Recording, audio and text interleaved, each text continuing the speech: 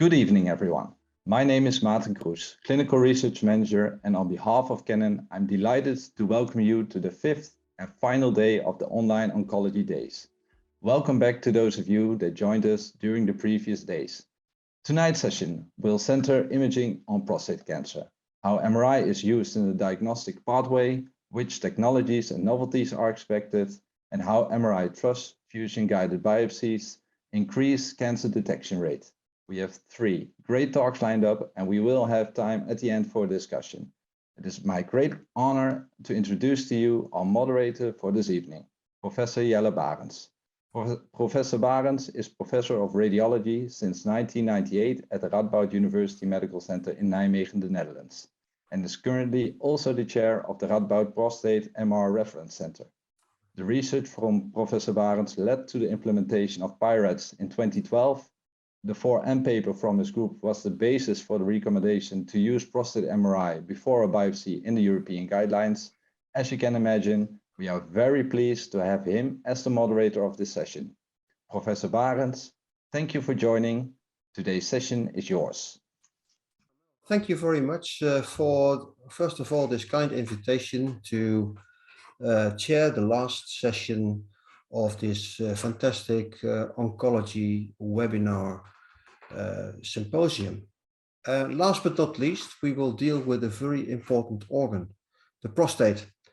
Although it's low in the bottom, in the pelvis, at the bottom of the pelvis, it is high for the incidence in cancer.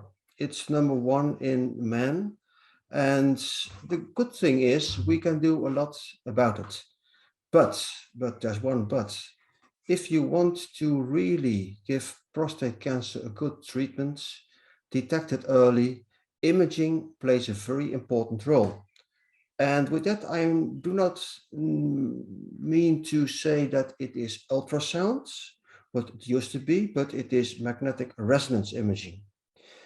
And I'm very happy that we have 3 great speakers from various countries from all over the world. First, we go to France, then we travel to the United States of America, Ohio, and then we return from Belgium back to our webinar.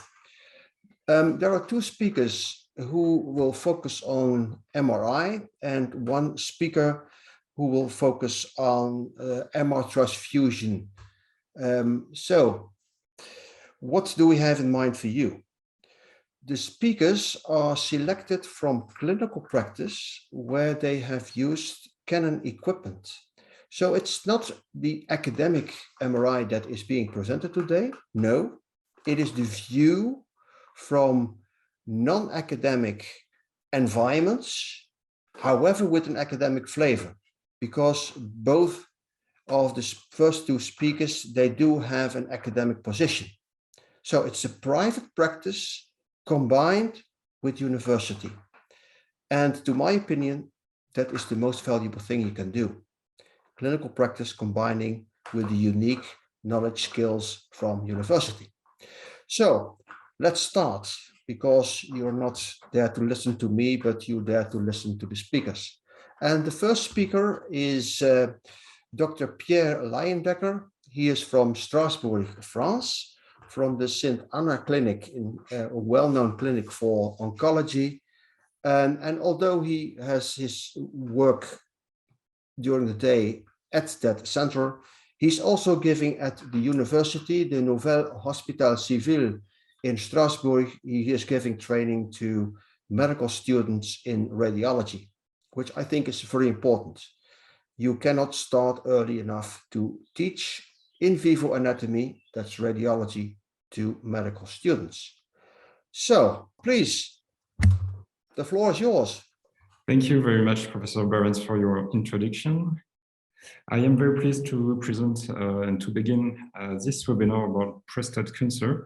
I am Dr. Leyendecker, a radiologist in Strasbourg, France, and we will discuss trends in diagnosis and the basics of prostate MRI this evening. Prostate cancer is, as you know, the second most commonly diagnosed cancer in men, with an estimated prevalence of 1.4 million diagnoses worldwide in 2020.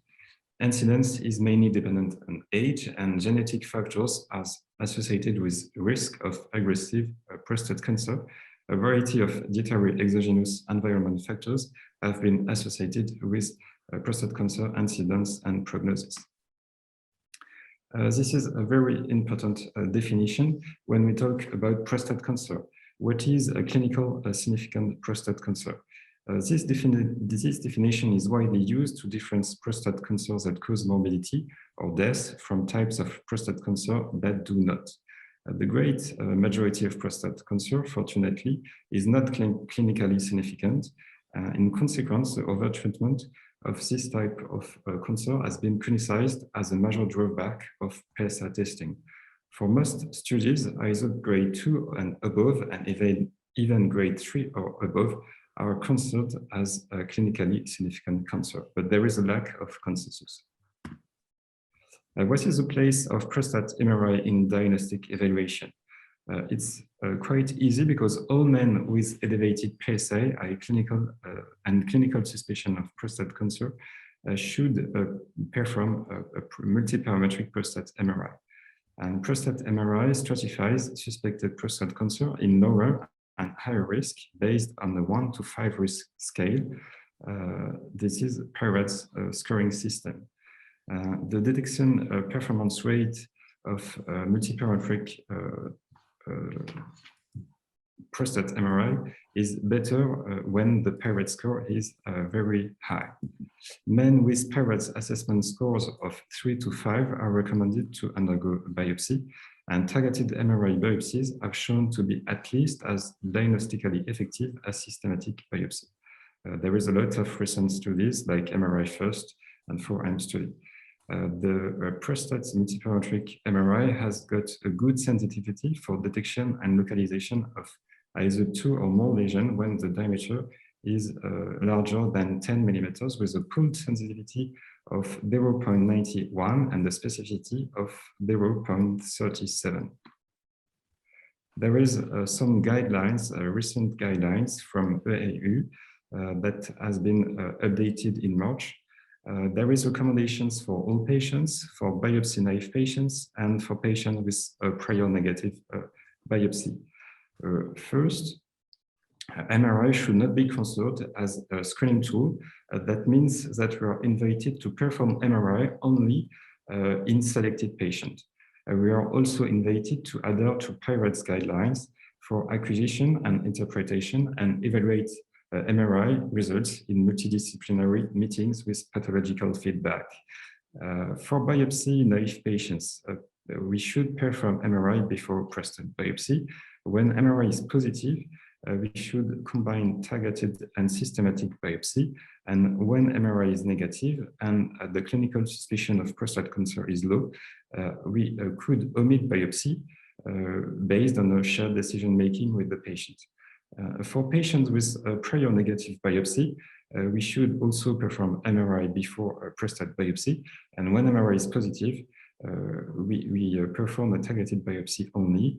And at the contrary, when MRI is negative and clinical suspicion of prostate cancer is high, we could perform systematic biopsy.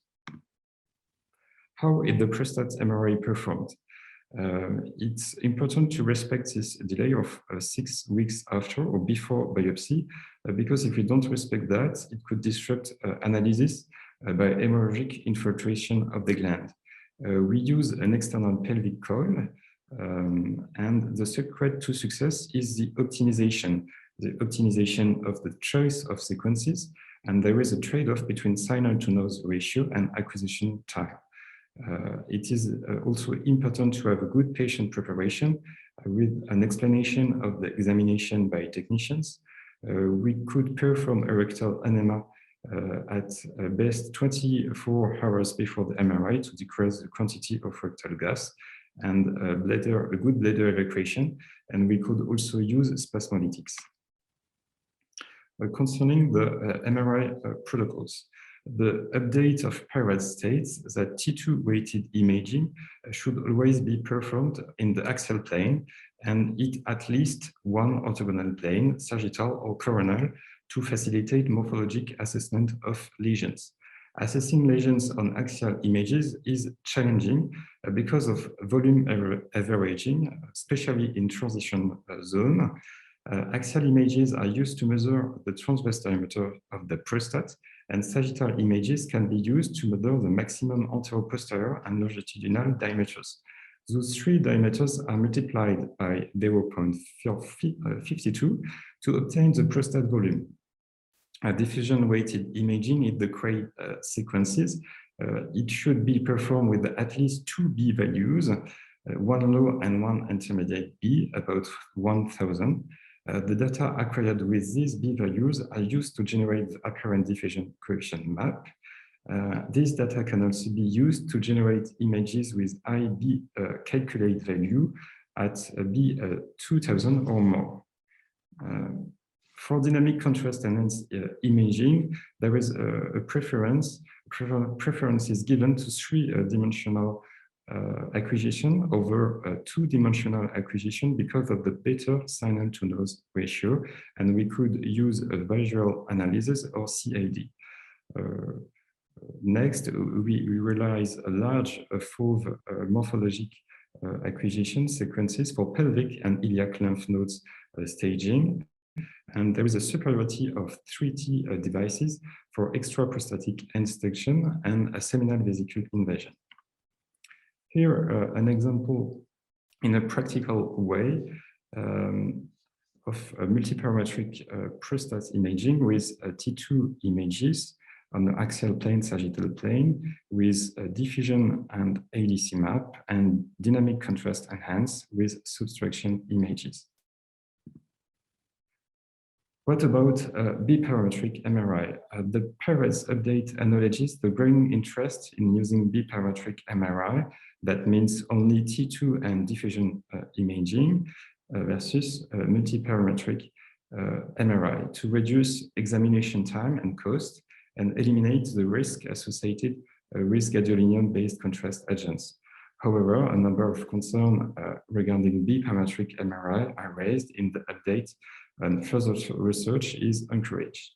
The update states the biparametric MRI should be currently reserved for select clinical indication and describes a number of situations in which multiparametric MRI is still preferred, including when clinical risk factors indicate a high likelihood of clinically significant prostate cancer, and when adequate diffusion cannot be performed, especially for patients with hip prosthesis. Some authors are particularly interested in biparametric MRI used as a screening tool, but there is still under study. And there is no specific recommendation for use of biparametric MRI now. How to read images? In a practical way, it is very important to consider the clinical analysis. If there is an history of infectious disease, what is the PSA level and the result of the digital rectal examination. If there is prior biopsies, we use the new sector map for zonal anatomy, which was updated in 2019, and the PERES scoring system. We could perform an analysis step by step on a multiparametric workstation, and we use also the donal anatomy of the gland to describe and to analyze the gland. First, in the posterior compartment is constituted about the peripheral zone and the central zone. This is the aspect of the normal peripheral zone with the classical U shape and anterolateral bone, and it appears iso intensity on T2 for patients under 40 years old, and classically it's more glandular after 40 years old. This is the case of this patient of 74 years old, which appears with the high intensity on T2 here. What is the pattern of peripheral zone prostate cancer and its extension? Firstly, it's very important to know that it represents about 80% of the amount of prostate cancer, and more frequent of this type of cancer developed on the surface of the prostate in the posterolateral and external with a classical caudocranial extension.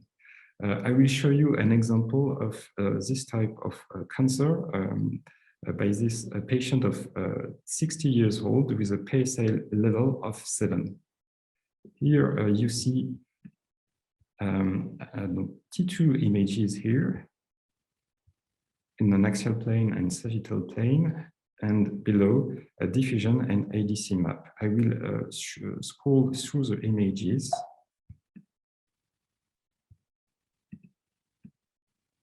And you will see it is important to read first in the peripheral zone the diffusion imaging. And you will see here a small area with a focal markedly diffusion here, and a good agreement on ADC map with a restriction, which is focally marked, and a good agreement on T2 imaging.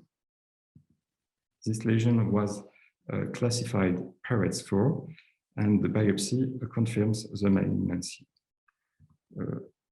Otherwise, there is no sign of extraprostatic extension in this patient.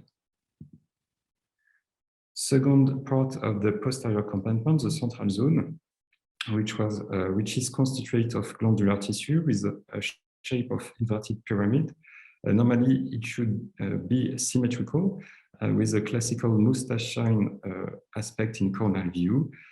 If there is a focal early enhancement and asymmetries at T2 rated imaging or at diffusion on ADC map, be careful, because it means that it's a tumor, potentially a tumor, and it's not a benign aspect of that. The tips and tricks of posterior compartment: do not confuse central zone with a peripheral zone tumor. Avoid the false positive with a classical radial hyposenal or perpendicular to the prostate capsule. It could be inflammatory change, ectopic nodule arising from a transition zone, it's classical, or hemorrhagic abnormalities if the patient have a prior biopsy.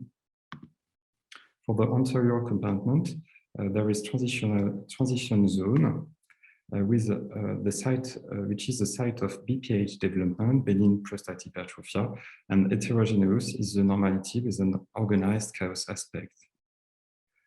Here, a normal appearance of the transitional zone with classical benign adenomatous nodule with round completely encapsulated lesion, or homogeneous circumscribed nodule with encapsulation, and diffusion and dynamic contrast enhanced are highly variable in this area. Prostate cancer in the transitional zone represents about 20% of the amount of prostate cancer. Classically, it appears as a lesion with an homogeneous signal, asymmetrical with obscured margins, and markedly in the hyperintense signal on diffusion and hypointense signal on ADC map. The pattern of prostate cancer extension is classically reach the anterior part of the gland, and I will show you an example of this patient of 75 years old with a PSA level of 8.5. This is a quite easy example of this patient with a very big lesion here, as you see in the anterior part of the gland. This lesion crosses the big line, and the lesion is measured over 15 millimeters, so it's classified Parets 5. There is a bulge on the pseudocapsule here, but no macroscopic extension, and the lesion is classified Parets 5, and the biopsy confirmed that it's a very high Gleason score cancer, and there is a focal, very high restricted diffusion here with a good agreement on ADC map. And to finish, the Parets score with the last update, 2.1 version. It is important to know that there is a new sectoral map anatomy with 2 additional sectors added. for the right and left posterior media PZPM on the base, so there is now 41 sectors in total, 38 for the prostate, 2 for the seminal vesicle, and 1 for the membranous urethra. This slide to conclude, to summarize all that we need to know about PIRATES. I have not enough time to present you details of the PIRATES scoring system, but there is, in the last version, some important items. The criteria for T2-weighted imaging scores of 1 and 2 for transition zone lesion have been modified because of the extremely common occurrence of benign prostatic hyperplasia nodules with typical BPH features. They now receive a score of 1. The update also clarifies that nodules differing from the predominant imaging appearance of the background transitional zone should be scored. Nodules with an incomplete or absent capsule and areas with homogeneous low signals intensity between the nodules now receive a T2-weighted imaging score of 2.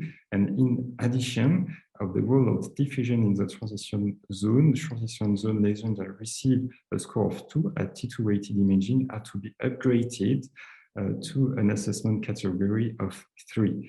If they have a diffusion score greater than or equal to 4, as in PIRATES version 2, lesions that receive a T2-weighted imaging score of 3 are only upgraded to an assessment category of 4 if they have a diffusion score of 5.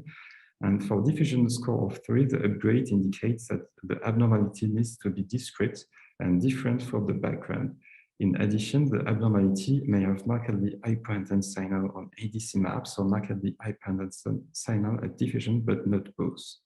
The term marked, which is used in scores 3 to 5, is also defined in PIRATES version 2.1 as more pronounced signal intensity change than any other focus in the same zone.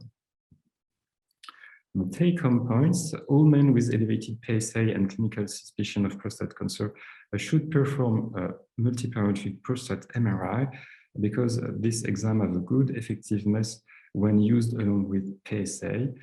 Followed by targeted biopsy for MRI visible lesion. It's a better alternative to systematic trace biopsy in the diagnostic pathway for prostate cancer that could prevent overdiagnosis and overtreatment, and that decreases the number of missed clinically significant cancers and improves risk stratification. And PIRATES remains primarily a prostate cancer detection and diagnosis system. And future developments will include further investigation in biparametric MRI and in application of artificial intelligence. Thank you. Okay, thank you very much for this excellent presentation. I think you showed all the things that you need to know before you start reading prostate MRI. And I would like to introduce the next speaker. It's Professor Richard Barr. He traveled all over the United States for his education and for work, and now he finally is working in a nice town, I think, where he was, where he came from, where his cradle was. I really would like to invite you to give your talk, and you will talk about the indications of multiparametric MRI and the discussions you have with your clinicians, how you convince your clinicians, what they think about it, and how you use it in the end in the multidisciplinary team collaboration. So the floor is yours. I do want to thank Canon for inviting me to present this talk. If I can get this to work, I do have many disclosures. And again, these opinions are mine and not those of Canon. So what I'd like to do is just review the indications for multi.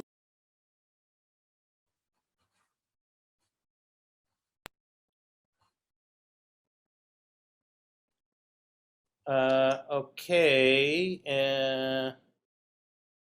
I'm sorry, it sounded like my video was off.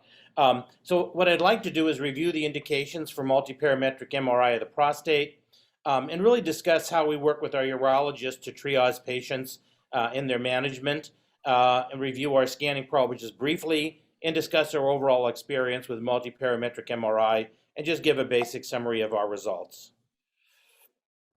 So for our urologists, they use MR. I think that we're evolving over the last several years.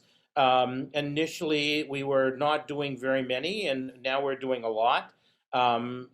Elevated PSA with a negative digital rectal exam. I think they're moving more and more to using MRI to decide if they're going to do a biopsy or not. Elevated PSA with a negative random prostate biopsy. Prostate cancer identified on a TURP, follow-up of patients on active surveillance. I think active surveillance is one of the issues that our urologists struggle with, and staging of new diagnosed prostatic cancers, at least for regional staging. And PI-RADS, I think, has really helped our urologists advise patients on appropriate options for elevated PSA and for low-grade cancers. And I think that they're using, as like I said, we're evolving to use multiparametric MRI more and more for evaluating these patients and deciding what their treatment should be. For our protocol, we actually do have no prep because our patients are not fond of getting the enemas, and we sometimes find out that it backfires and we actually have more gas. So for most of the time, we just ask the patients to go to the bathroom before we scan, and that seems to work reasonably well. We have 2 Canon 3 Tesla Gallium with the version 6.1 software. We use the spine coil with the 4-channel flex coil on top of the pelvis. And then for contrast, we're using 20 milliliters of either Multihance or Dotarum injected by a injector. Our protocol includes obviously the T2 weighted high resolution axial images. We also do both the sagittal T2 and a coronal T2 because our urologists like to use those to evaluate the size of the cancer. We obviously do our diffusion weighted imaging. We do a T1 weighted image, high resolution, for a better evaluation of the prostate capsule, but also to make sure that there's no blood, because every once in a while patients forget to tell us that they had a biopsy last week. And then we do a T1 weighted 3D axial dynamic FATSAT scan, kind of focused on the pelvis, the prostate itself, but then we do kind of a whole pelvis too, and we find that's very helpful. And we've picked up several rectal cancers and other pathology as we're doing these exams. So we do find it somewhat useful.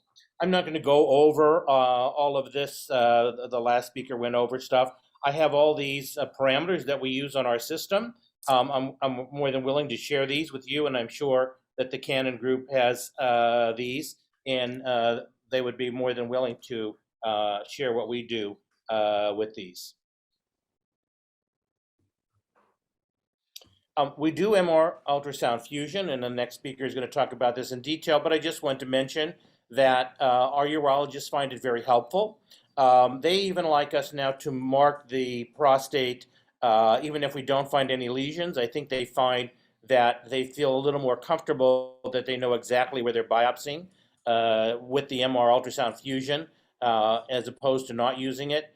Like I said, I think they're moving more and more away from doing a systematic biopsy in their office without image guidance, as they have found this to be extremely helpful doing the MR in finding lesions. So part of that problem too has been insurance issues that we'll talk about shortly. And again, the radiologist, we mark the MRI for the lesions, and then at the hospital that's nearby our imaging center, the images are beamed over there, and then they go ahead and do the fusion. We do send a sonographer, and they have a nurse that helps the urologist with the perfusion. Initially, we used to go over, or the radiologist would go over, but the urologists now feel very comfortable doing it themselves. But we do find having the sonographer is there to be very helpful, because every once in a while there may be a glitch in the ultrasound machine, and the urologists don't know how to fix it. And they always do the targeted lesions as well as our standard systematic biopsies are performed, and the urologist really decides on the number of biopsies to perform for each target. So just some examples of where they find this useful. So this is a 78-year-old man with a PSA of 6.6, up from 3.2 2 years prior, negative digital rectal exam. And here you can see on the MRI T2 weighted images, axial and coronal, you can see that there's a relatively large tumor.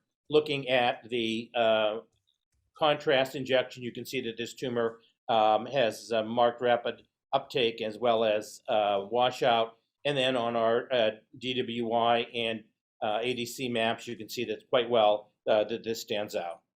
So again, this patient then went to a biopsy, and we gave it a PI-RADS5, and it was a Gleason 3+4, and it really extended all the way from the apex to the base. So again, the value of MR when even the digital rectal exam is negative, this was a huge tumor that wasn't picked up. Another case to show you a follow-up of patients on active surveillance. And again, I think this is what bothers our urologists the most is the active surveillance is, I think, very difficult for them. And it's very clinically difficult for them to decide when to move forward with treatment and or doing another biopsy. But again, we're finding that MR has been helpful. So this is a 69-year-old. He's been on active surveillance for 4 years. He initially was diagnosed with a Gleason 3+3 with a PSA of 3.8. Now, 4 years later, his PSA is 6.3. And again, here you can see on the left is the old T2 weighted image and diffusion weighted image. And on the right is we see now in the T2 weighted image a nice large area of low signal on the T2 and high signal on the diffusion weighted imaging. And then on biopsy now, his old 3+3 is now a 3+4 in one area and a 4+3 in another area. And again, we often use this when the urologist may only do a systematic biopsy, but the PSA is very high, and they're worried that they missed something. Here's a 74-year-old with elevated PSA. He had a recent negative biopsy that was done without image guidance.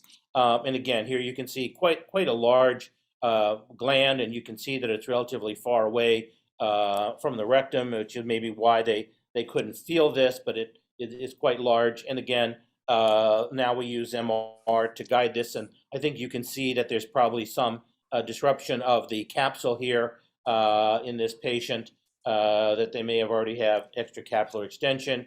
Again, the diffusion weighted images, and I think with the 3 Tesla magnet, even without a prep, we feel really comfortable with these diffusion weighted images. And again, marked enhancement of the lesion on injection of contrast. And again, for staging, they find this helpful. Here again, relatively smaller cancer. His PSA is 10.6, but you'll notice that there's tumor extension beyond the capsule. So here we can see that there's some local extension, although in this case, the seminal vesicles and surrounding periprostatic tissues showed no evidence of tumor and no signal in the bones to suggest bone metastases.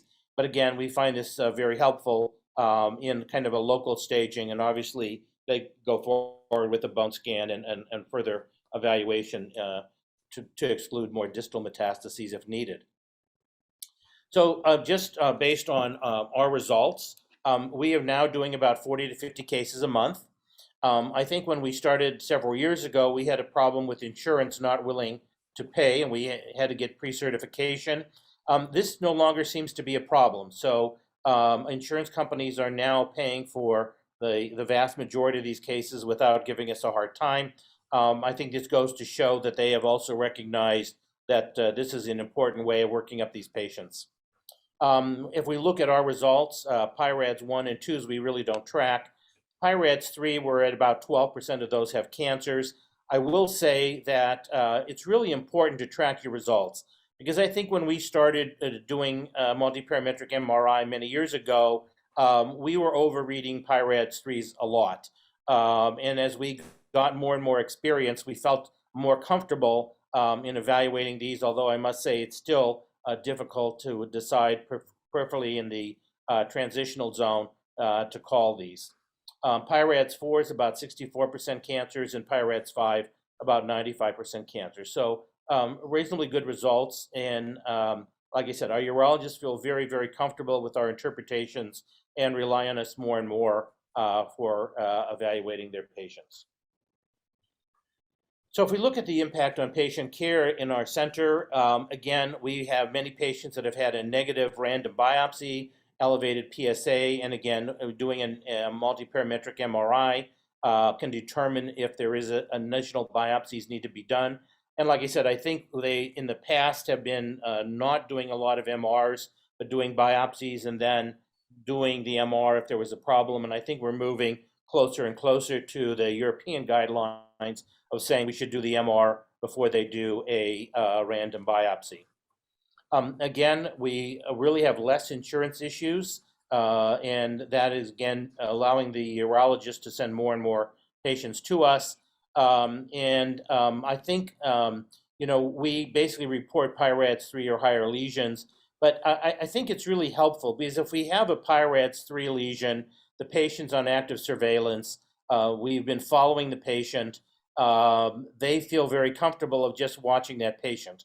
Once we see maybe the PI-RADS score elevating, you know, then they're a little bit more worried, like I showed you that case, to go back in and do another biopsy and using the MR to guide where that biopsy should be done. And again, I think our urologists feel very rely on this more and more for their active surveillance patients, in addition to the PSA. And again, they're using it for more local staging to better define which treatment plan is best for the patient. In terms of future perspective, you know, we're doing a large number of cases now. It would be nice to have AI that would help us do this and increase our reading and our throughput and being a second eye, if you will, for us looking at this. And maybe we'll be able to improve our interpretation in the PI-RADS scores with this. One thing that we are doing now in terms of AI is we're using the deep learning reconstruction ACE, which is on the Canon system. This decreases noise and has decreased the time of our exam. It's given us at least a 30% saving on time on all sequences. So for example, our T2 coronals without ACE was almost 6 minutes, and now with ACE, it's about 3 minutes. So again, a shorter time, patients feel much more comfortable, less motion, as we can decrease the time that they're inside the magnet. So to conclude, I think a good working relationship between the radiologist and urologist is really required to have a good multiparametric MRI program. We talk to them often, and you know, we ask for their feedback and get the feedback from them, and I think that's created a very good program here. And we are in private practice. The urologists are in private practice. The MR is now easy to perform. We have very high quality. The exam time is less, and it's really becoming the standard of care for detection, characterization, and staging of prostate lesions. And again, using PI-RADS has really allowed us to give a simplified system and to help the patient decide in management.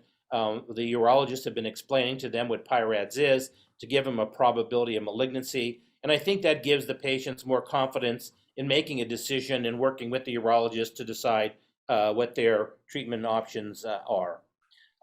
So with that, I'm going to stop, and I hope that's given you a little more practical approach of what we're doing here in our program and in a really a private practice setting. Thank you. Thank you very much. Very nice images. Now I think we are switching a little bit gears. I would like to introduce Katrien Gerards. Katrien Gerards is a young radiologist. She is from the AZ, Academic Hospital of Sint-Jan in Brugge, Bruges. And it's very nice. She's not only a prostate expert, but she actually is an ultrasound expert, and she is doing also breast ultrasound, and that's important. I think when you perform breast ultrasound, you can learn a lot that you can use for prostate ultrasound, and I just am very much looking forward to your experience and how you can transform that information from being a breast ultrasonographer radiologist into prostate. So, Katrien, the floor is yours. I think you also are going to show us how the nice MRI and ultrasound can be merged in order to hit the target, and that's what we want. So please, Katrin, show us how to hit the target. The floor is yours. Thank you very much for this nice introduction. Okay, so as you already heard in the introduction, I'm a radiologist in Bruges, and since 1.5 years, we started with performing prostate biopsies, of course, in cooperation with the urologists. So my talk will explain how we perform these biopsies, and I will also show our results from our first 200 patients.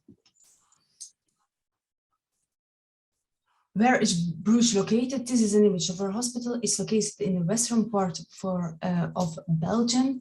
And as you can see, it's a very cozy medieval town. Here are some numbers of our center. So last year, we did more than 1,000 MRIs of the prostate. We did around 500 prostate biopsies, and they did 179 prostatectomies. Of those 500 prostate biopsies, only 5 were done in the transrectal way. All the others were done in the transperineal way.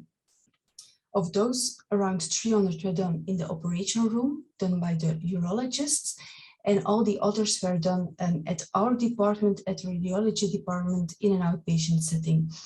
So as you can see from these numbers, the transperineal way of prostate biopsies is the preferred method. And since we started with doing prostate biopsies in an outpatient setting, numbers are increasing. As you already heard, prostate cancer is the most common cancer in men. And it's what is very important to understand in prostate cancer, that prostate cancer is a heterogeneous disease where you have sleeping tumors, like most Gleason 6 tumors, but you also have the clinically significant prostate cancers. And these are starting from the grade group 2 tumors, or Gleason 3+4 and more. And the purpose in prostate biopsy is finding the clinically significant cancers and to not find the insignificant cancers. There are a few key papers that showed the importance to do a multiparametric MRI prior to the biopsy. And it showed also that when you have lesions on the MRI, you also need to do targeted biopsies. Why targeted biopsies? Because when you do target biopsies, you have a significantly higher cancer detection rate. You have a significant higher cancer detection rate for the clinically significant prostate cancer, and you have a lower detection of the sleeping or insignificant prostate cancers.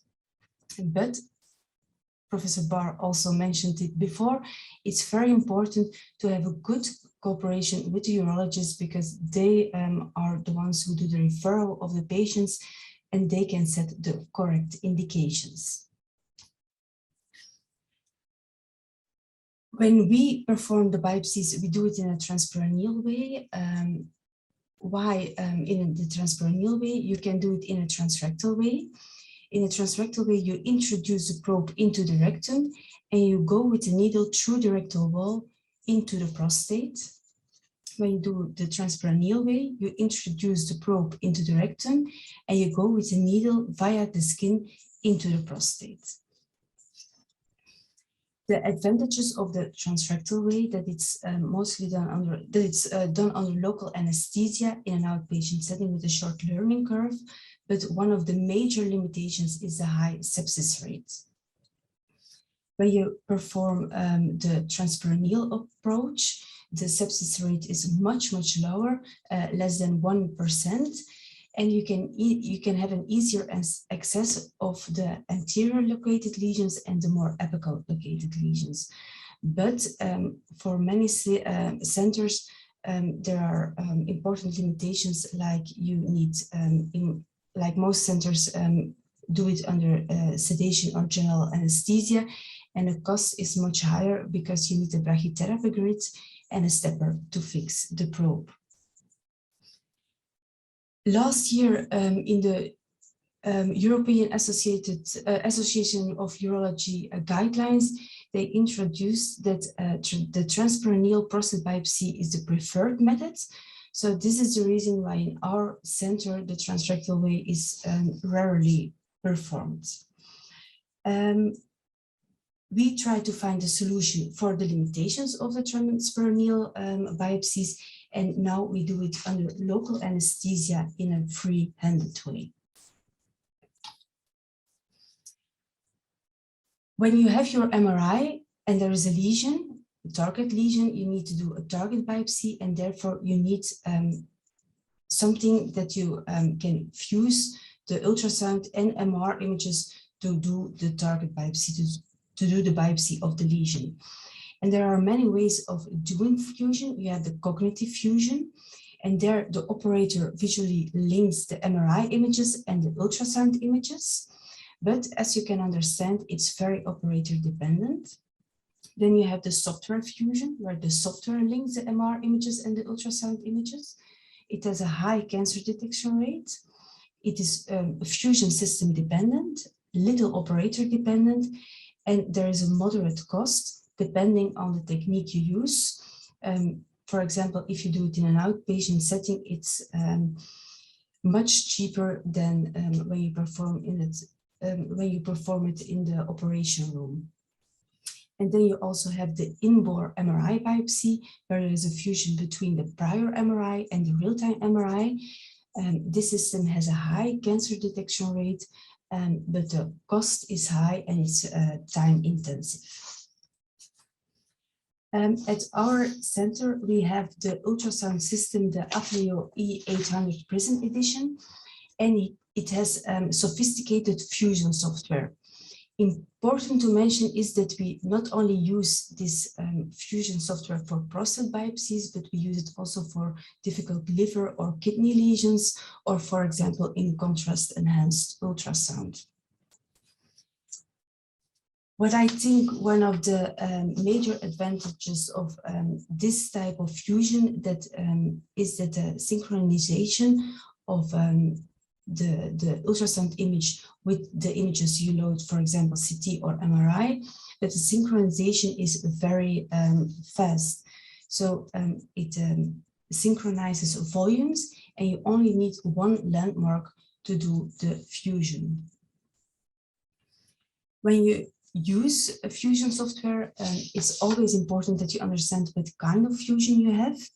You have the rigid type of fusion. This is the way of fusion that we have in the Canon system. And here you never change the acquired MR or ultrasound image. So you always preserve the internal architecture. But as you can see on this image, volumes never perfectly match on each other, especially when you are introducing the probe into the rectum. There can always some local deformation of the prostate, so volumes can change, but you preserve the internal architecture. You also have the elastic type of fusion, and here in this type of fusion, the system changes the internal architecture to match both volumes. So by changing the architecture. I prefer actually the rigid way of fusion because you never compromise the data, so you never compromise your images, and at every point during the procedure you can check if the fusion is still correct. And I think when you perform biopsies in an outpatient setting, there's always some small movement between each biopsy. And then you can check if the fusion is still good enough, and you can make some small changes to precise your fusion. But a recent study showed that until now, the cancer detection rate for both systems is similar. So actually there is no big difference. So I already explained we do it in a transperineal way with software fusion in an outpatient setting under local anesthesia. And now I will show you how we perform this procedure. So when the urologist refers a patient for a prostate biopsy, We ask immediately for the MR images. They are loaded into our PACS system, and from our PACS system, they can be immediately loaded to the ultrasound system. For prostate biopsy, I only need the axial T2 image, the sagittal T2 image, then the diffusion weighted image, and the ABC mapping.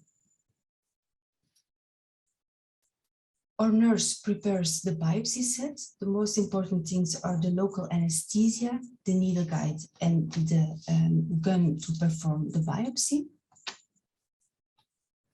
And then they set up the ultrasound system with the Fusion software. So as you can see, you have an electromagnetic transmitter that is placed under the patient's leg. And then you have the prostate probe, where there is a sensor attached into the holder. And so this is how the system can know where the probe is located in space.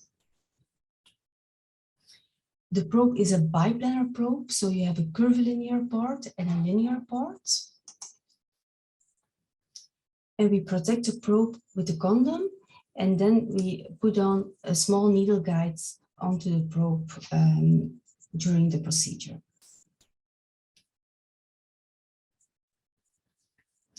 Then for the patient setup, I think the most crucial part of the whole procedure is the explanation of the procedure to the patient.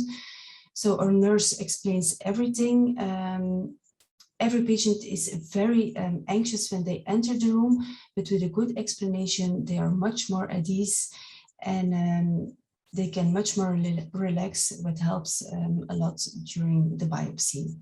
Then they place the patient in a lithotomy position, they lift the scrotum and fix it, and they disinfect the skin with a betadine solution.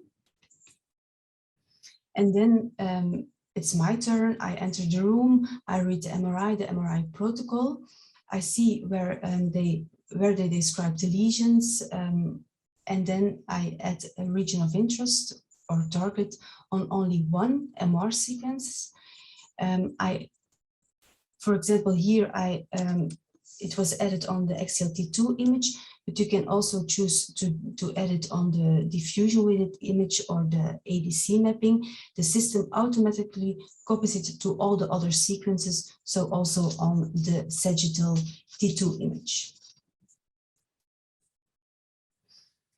And then we can start with the procedure. I insert the probe into the rectum, and I start with the local anesthesia. First, I give the superficial local anesthesia. It's with 5 milliliters of linezol 1% at each side.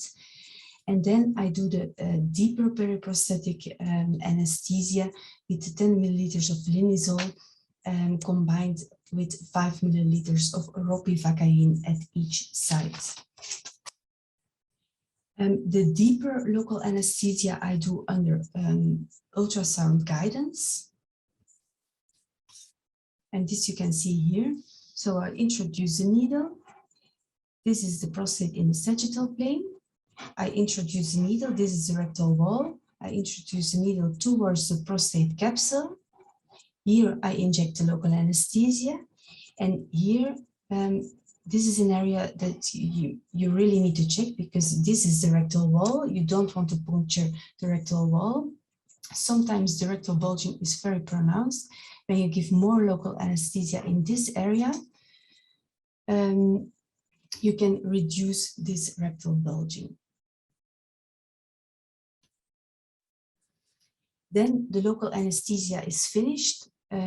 I tell the patient that the most annoying part of the procedure is done. And then I start with doing the fusion of the MR and the ultrasound images. So I take in the axial plane a sweep of the prostate. So on the right side, you see the real-time ultrasound image. And then on the left side, the reconstructed 3D volume of the prostate by the system.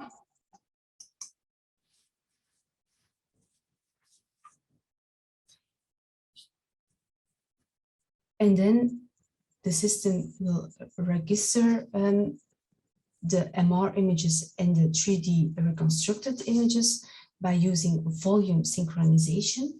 And here the system uses artificial intelligence, and with only adding one mark on the MR image and the reconstructed 3D image, he knows how to fuse both volumes on each other. And then I check with my real-time ultrasound image if the quality of the fusion is good enough. So as you can see here, it's good enough. But at this point, you can add as much landmarks you want to precise your fusion. Then I swipe to the sagittal plane. So I swipe with my probe to the linear part of the probe. And then I see again the prostate in the sagittal plane. And then the MR shows also the images in the sagittal plane on the other side. I can check if the fusion is still correct. And if the fusion is still correct, I can go further with the biopsy. So here you can see that's the target area. And here I do the biopsy.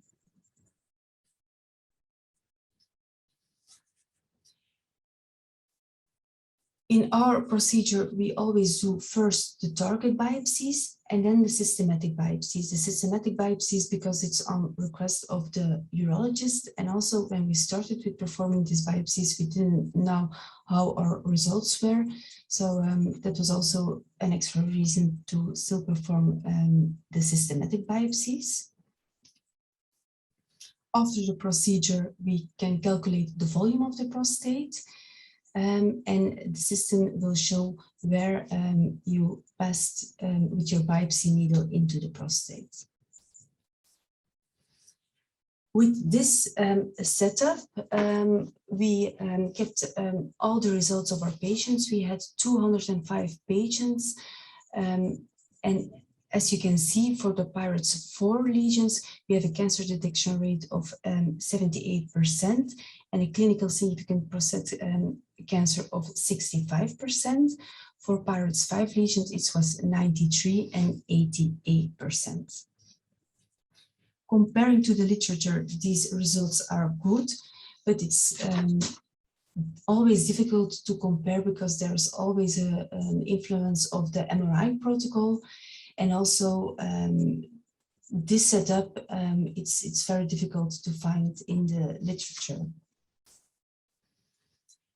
We also checked if there was actually an added value of the systematic biopsies. And we saw that we had in 2 cases clinical significant prostate cancer in the systematic biopsies that we didn't find in the target lesions. So we assume that these were two false negative results. So you can questioning if there is really an added value of performing the systematic biopsies. After each procedure, we asked the pain score. We ask from a scale from 1 to 10. 1 is no pain, 10 is the worst pain ever. For the local anesthesia, it's the mean value is 3.9, which is, I think, high for a biopsy procedure. But after the local, when the local anesthesia is finished, the mean pain score is 1.8.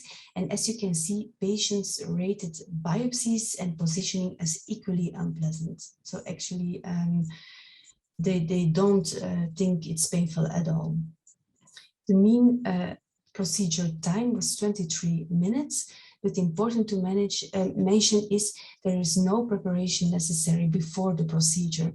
So in some systems of software fusion, you always have to draw the contour of the prostate and to draw in the lesions. And here, this is not necessary at all. You can do it at the time you start with your procedure. Or complications, we had 2 patients with an acute, with a post-punctum prostatitis. And these were patients where the target lesion was located very posterior in the prostate.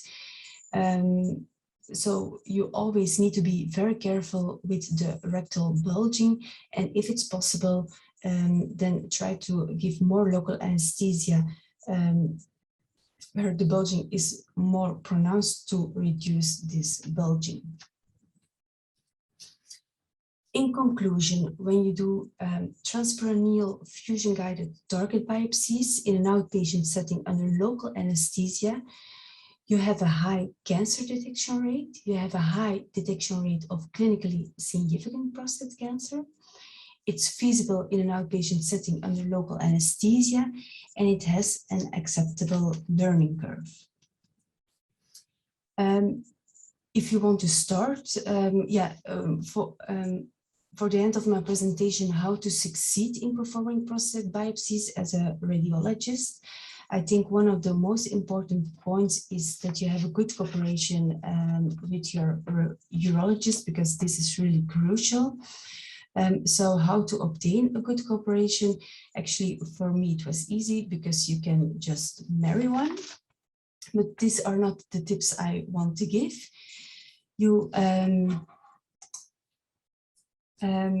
We only do prostate biopsies on referral via a urologist, and they are the only and exclusively entrance for performing biopsies with us. Also important to offer quality, because for urologists, prostate biopsy is not their core business, and actually they just want to focus on surgery. If you assure your quality is good, you will get in their trust. And also, I think by being involved in the prostate cancer diagnosis, the quality of your MRI will increase because you track your results, like we also did from the beginning with starting the prostate biopsies. So this is really a very important part. When you offer quality, they trust you and they will send you many patients, and also do it under local anesthesia. Because of the COVID pandemic, there is a shortage of operation time, and actually this time is a window of opportunity to start with this program. I want to thank you very much for your attention. Thank you very much for this excellent talk. Perhaps I can start with the first question. I noticed that you have a very high percentage of PIRATs of clinically significant cancer in PIRAT 3, 4, and 5. If you compare them from the results that we had and what is generally reported, the numbers are a little bit lower. Do you have an explanation for that? Was there a high prevalence in your patient group? So I'm looking for the reasons. Yeah, actually until now we included every patient, so we tracked every patient, so these are really the results of all our patients. We didn't exclude anyone. The results are really good of the cancer detection rate. It's always difficult to know what the reason is. Maybe it's because of there's always a big influence of the MRI protocol. But I cannot explain why the cancer detection rate is high. Maybe because it's just a good system. I really believe in this system. And we can see that our urologists also really believe in it, because in the beginning they were they didn't trust it a lot. But we stayed insisting to help them with performing in an outpatient setting under local anesthesia, because I really think this can be a future. Now they see the results and they're sending us more and more. It's difficult to explain. Mm-hmm. So one of the questions was indeed in how did you convince your urologist that you were doing the biopsy and not that they were doing the biopsies? Because in a lot of centers, the urologist wants to have the needle in his hand. So how did you convince him or her? It was really not easy.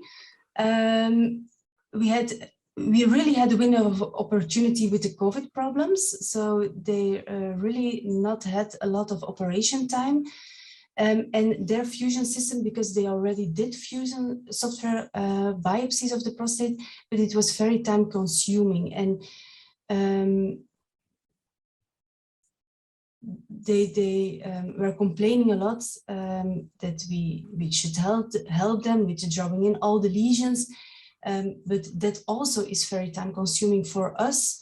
And we have the fusion software at our department because we already use it for other organs like liver and kidney lesions. And this is how we started with introducing it, because they said, okay, we're gonna try, and so we started, and now they see so good results that they send the patients. Yeah. Okay, and you have been showing very good results with the targeted biopsies. So do they want you to perform systematic biopsy at all? Until now, we did it, but they don't know our numbers yet, because we analyzed it recently. In the beginning, you don't have enough patients, so the numbers are not a good reference. But now with 200 patients, you can say, okay, these are our numbers. These are yeah. Now they see the results are good, and they're sending them. Yeah, it is supported by the literature. There are many meta-analyses right now comparing systematic biopsy versus targeted biopsy. And in the end, the conclusion at this moment is that we should refrain from sticking too many needles in the patient because it is eligible to give complications, especially if we do a transrectal. And what actually is now the advice is to do a focal saturation. That means 4 or 5 needles per lesion.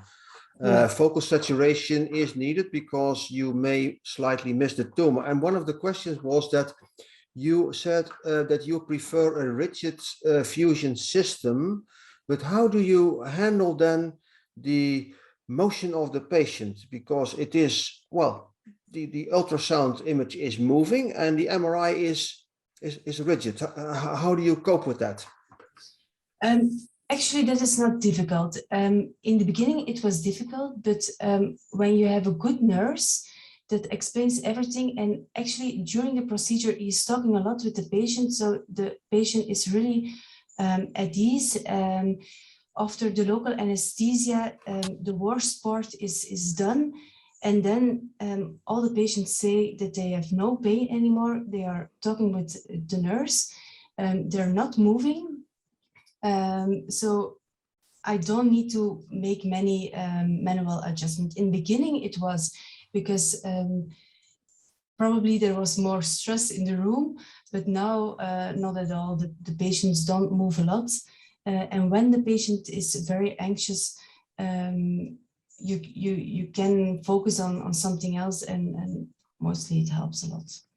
So the answer is you just stabilize the patient. You are saying, well, the patient doesn't move, and that is why I don't need elastic deformation. Yeah, in the little knee position, they're fixed enough. Yeah.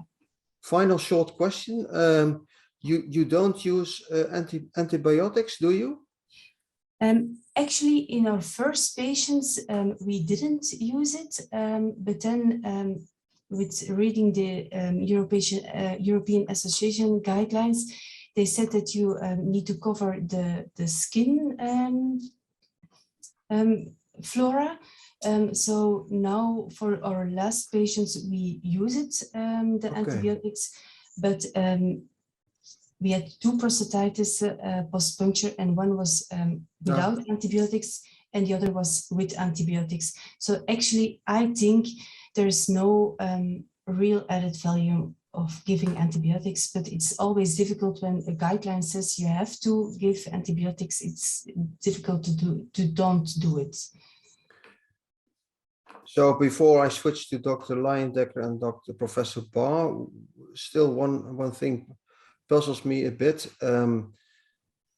If you look at the results of in-bore biopsy, where you only use 2 or 3 needles per lesion, if you compare the complication rate to transperineal biopsy, that's what we did, where you give antibiotics to the patient who are in ball, then you see equally low side effects, 0.7%. Why is that? Because if you stick in 2 needles, you have a lower chance for having a complication than when you stick in 12, or some urologists, they stick in 14 to 16 needles. And that's why you have 3% of serious side effects. So the urologists are making a statement, we should stay away from the rectum. But if we have a sophisticated tool, only sticking in 2 needles, and when the complication rate is equal, why should we stay away from the rectum?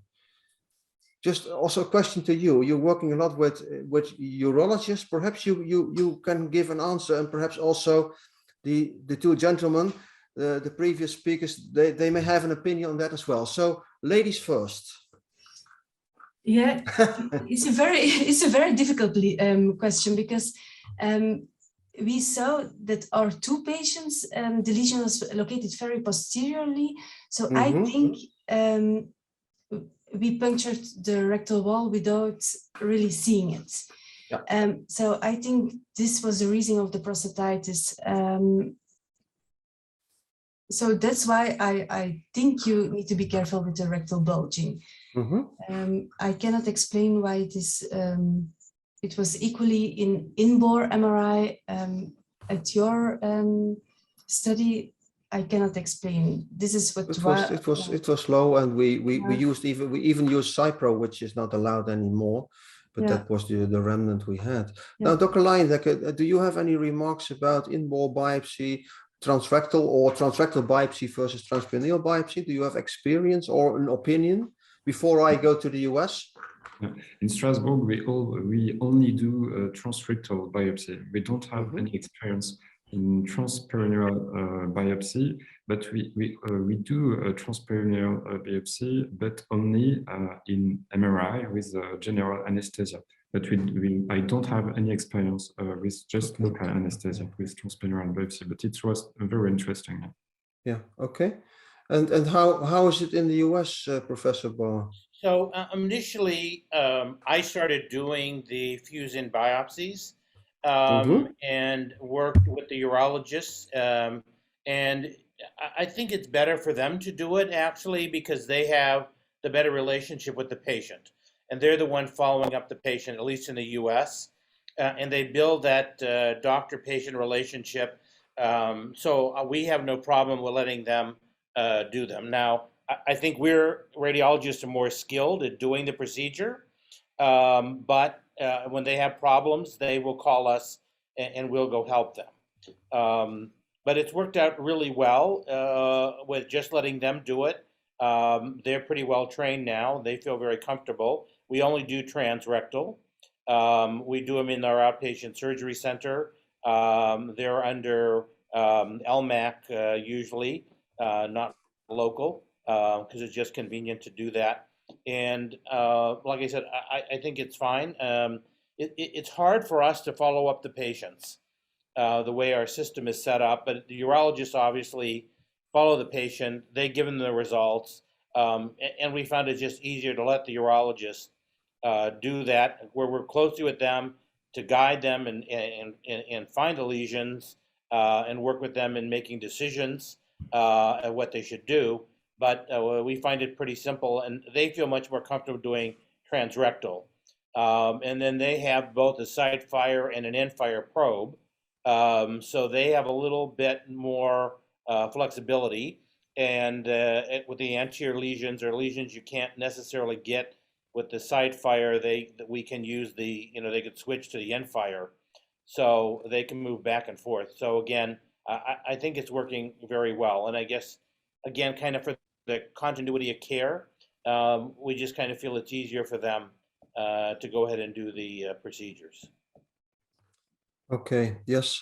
Well, it's a matter of flavor. Perhaps it's a European flavor, but what I try to do is probably the same what you do, Katrien, is is I try to build up a relation with the patient, and that's quite uncommon for radiologists. As radiologists, we usually sit behind a screen and we look at images, and that's it.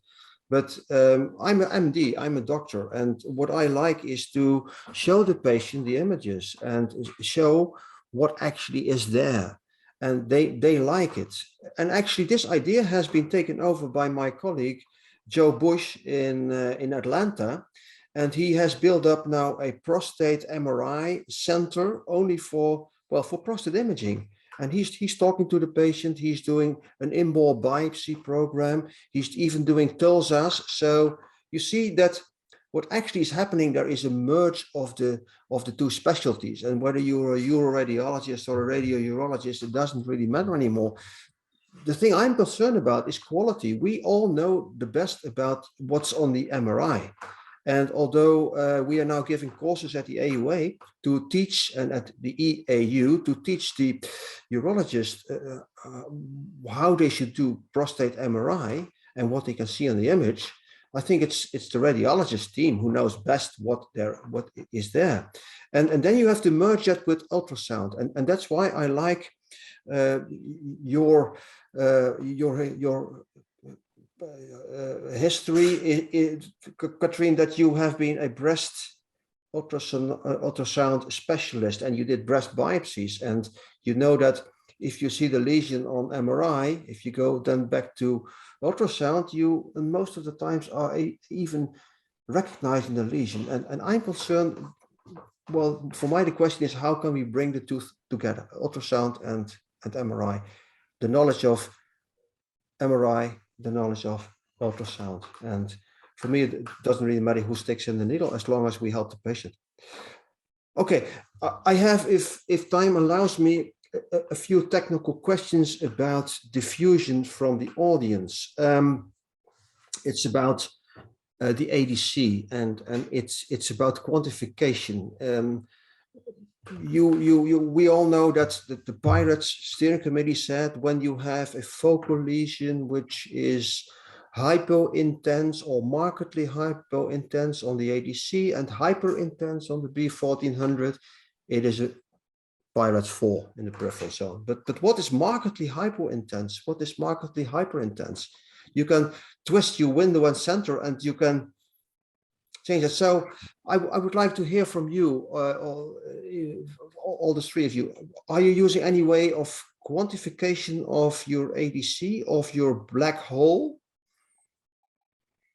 No, I do not realize the quantification. It's only visual analysis for the scoring. And if there is a high restriction ADC and a good agreement on diffusion, I score the lesion 4. But if there is no agreement between diffusion and ADC, it's 3. Okay. So you don't quantify the ADC value. Not at all. Professor Barr, are you using quantification for ADC? We clinically, no. We do have it as a research tool, and we're trying to assess if it's really useful. It does add a lot more time for us to do it, because right now the radiologist is doing the calculations. If we could get the MR technologist to do that, we probably would be using it more often. But we do have it available, and I don't know, we haven't figured out if it adds a lot more or not. I think I struggle more with how low is a T2 weighted image in the transitional zone. I think that's where I struggle more.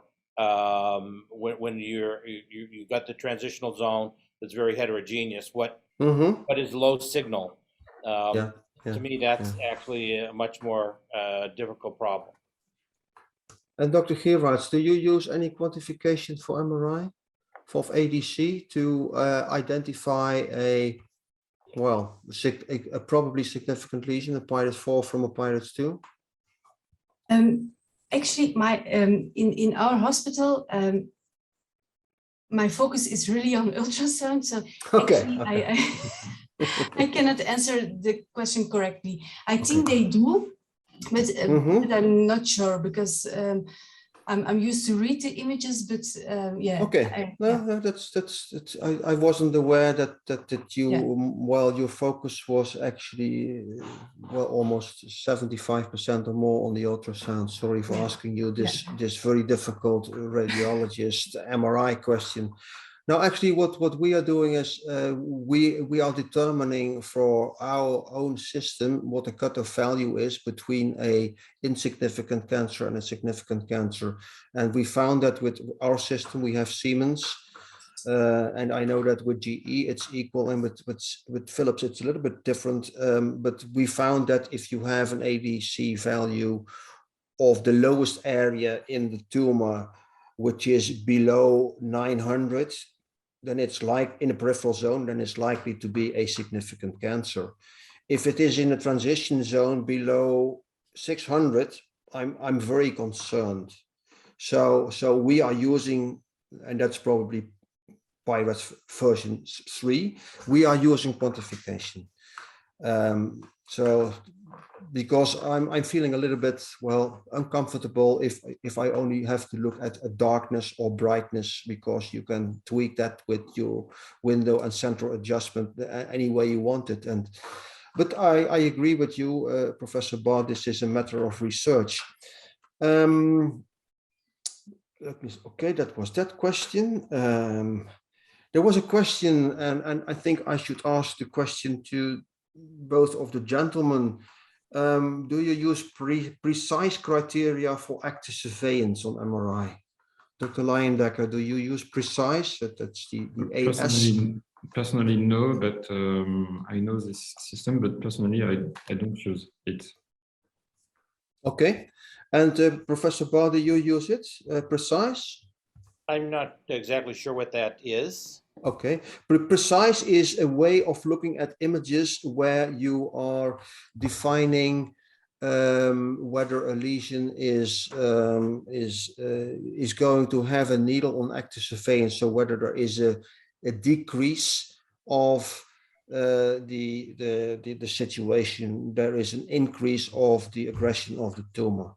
So that is precise. And well, one of the people from the audience was asking that question, and actually to give the answer, I'm not using precise myself, or we don't use it in our institution. Perhaps we should, because it's nice and quantitative. What we are using is we are just comparing the multi-parametric images, and we are, well, when one of the images is changing, whether the tumor is getting bigger, larger, or when the ADC value goes down, or when the rate of enhancement is going up, there's something going on with the tumor. And I think you should be very concerned in active surveillance. So I hope that answers the question for the audience. I think I would like to see whether there are new questions. The problem is not movement of the patient, it's moving of the prostate by needle introducing the prostate. Well, okay, that's a matter of opinion. So can you make a remark on that? Yeah, I think that's not a big problem. When you puncture you can first puncture the prostate and then retract the needle a little bit, and then you go further, and then there's no movement anymore. Sometimes the most difficult way in the beginning is to keep your needle straight, because you have a small needle guide, but this needle guide doesn't only helps in telling you where you have to insert the needle into the skin. And when you perform the procedure, you always have a little bit a bending of the needle, but when you do it a lot, you learn it.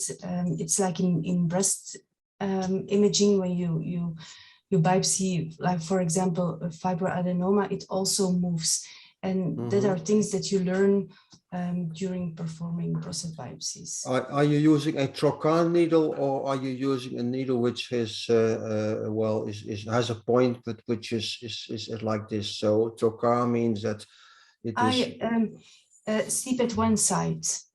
Okay, Yeah. because So you with can that, turn a little bit. yeah, because Yeah. with that you have the possibility that the needle wants to go into the certain direction, so you have to That's true. rotate it when you introduce it. That's a trick, so that Yeah. may also help needle That can also movement. help indeed. Okay, two more questions if the organizers allow me.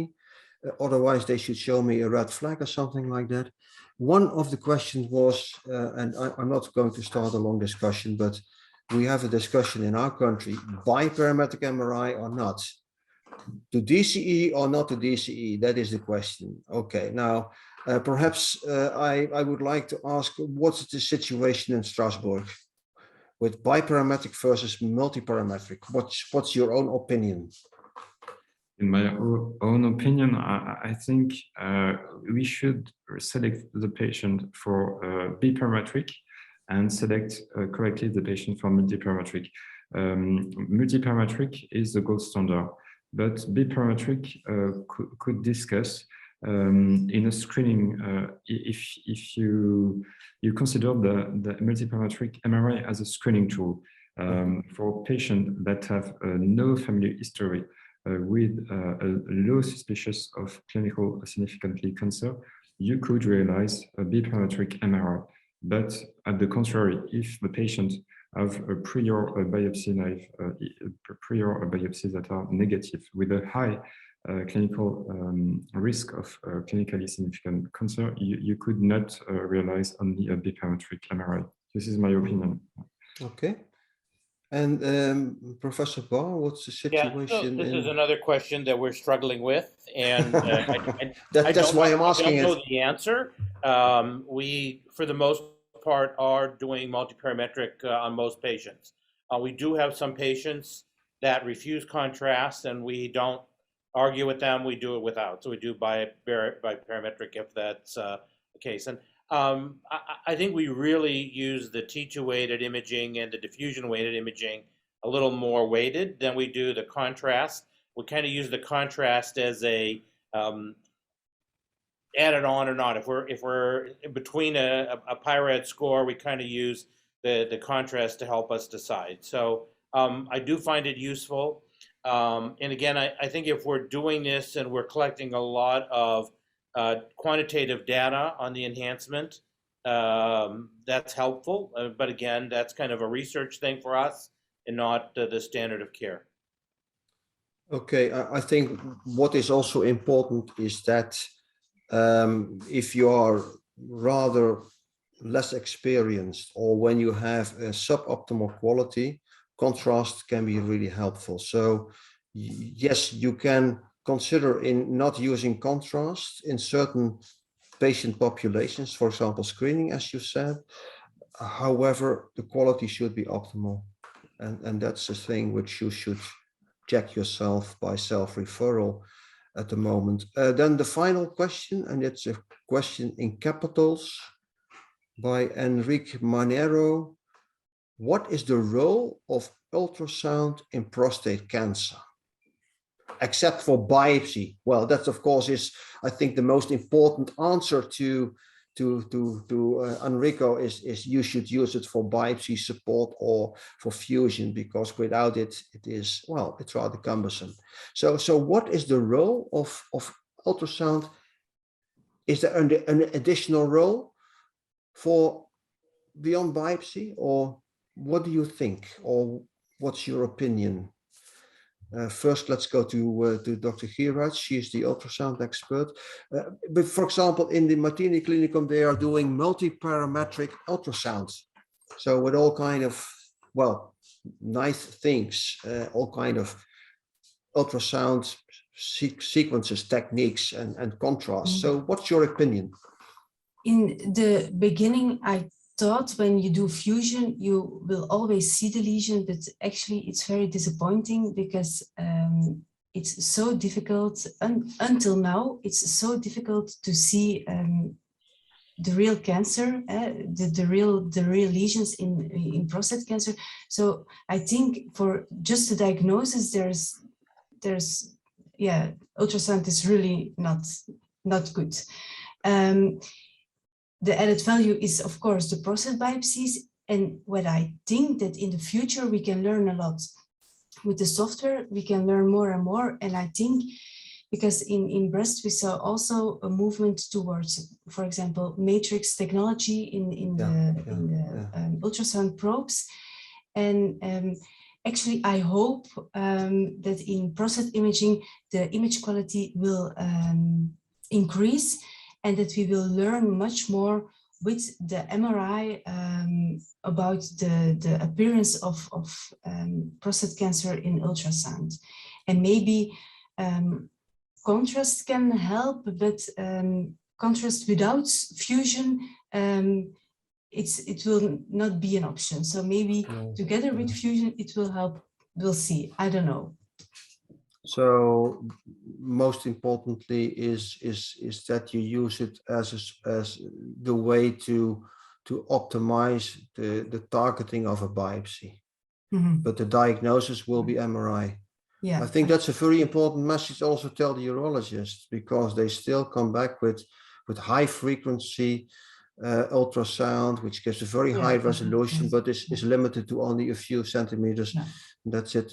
Does any of the gentlemen have an opinion about or knowledge about ultrasound? So I'm really an ultrasound expert, not an MR expert too. But, okay.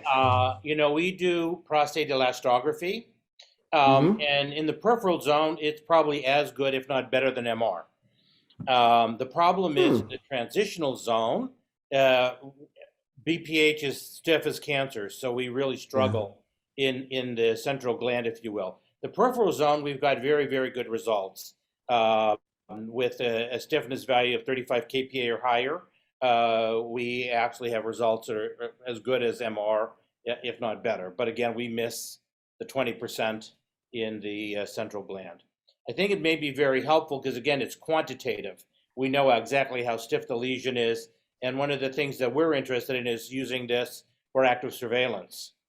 If the cancer starts to become stiffer and the stiffness value goes up, is that flagging that the cancer is getting more aggressive? We published a paper with Jean-Michel Corias from Paris that showed that the stiffness value correlated with the Gleason score. So again, we think for an active surveillance. The problem with ultrasound contrast, you've got to be in one location. You can't scan the whole gland. And this is a big problem. We really don't have an adequate 3D. High temporal probe to actually scan the whole prostate. So, you know, people that are doing it find a lesion and then do an injection where the lesion is. But as a screening, we really can't screen the gland with ultrasound contrast. Dr. Leyendecker, a few remarks, final remarks. Very interesting elastography for prostate, but I have no experience for that in prostate. And we realize only prostate ultrasonography for the volume calculation, but we don't realize any diagnostic of prostate cancer in ultrasonography in Strasbourg. Okay. Finally, ladies, not only first but also last, Dr. Gierarts, any remarks about elastography?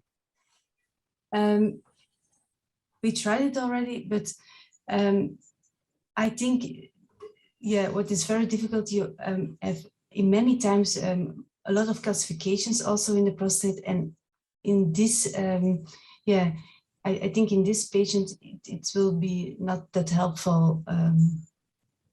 Yeah. Okay. I think it's difficult, but I really believe in all these techniques because I'm really an ultrasound radiologist, but yeah. With doing the target biopsies, it's very difficult until now. I hope we will getting better. Okay, well, with this, I would like to thank you, you three, very much for your very, well, excellent talks. You really show to be experts in the field, and you do a very good job for patients. I also very much liked the high level of quality of the answers to the various questions. And I was teasing you a bit and asking quite some difficult questions, I think, but you did a good job. And I hope that this well, gives the audience, for those who begin, a clue on what they have in front of them. And I hope that the guys of you who already have some well, quite a level of expertise, that you've enjoyed the discussions between the four of us. I would like to thank Canon very much for the opportunity that you've focused on this tiny organ, which is in the bottom of the human body, and that you have been able to get three very good experts in the field with your equipment, showing very well, excellent images and very nice work. I'm impressed. So thank you very much also for me having the opportunity to, well, moderate the session. And with this, I would like to give the word back to the organizers. Thank you, Professor Barends. That brings us to the end of day 5. I'd like to thank again our speakers, Dr. Pierre Leyendecker, Professor Richard Barr, and Dr. Katrien Gieraerts. Excellent presentations, full of great insights and a very lively discussion. And I would also like to give a special thanks to Professor Jelle Barends for moderating this session. With these sessions, we wanted to be able to showcase the best of oncology, and I hope you all agree that the experts we brought together over the 5 days really are the best. On behalf of Canon, I would like to again thank all speakers of all 5 days for showing how what we do matters. I hope you all enjoyed our online oncology days as much as we did. Thank you all for joining, and bye-bye.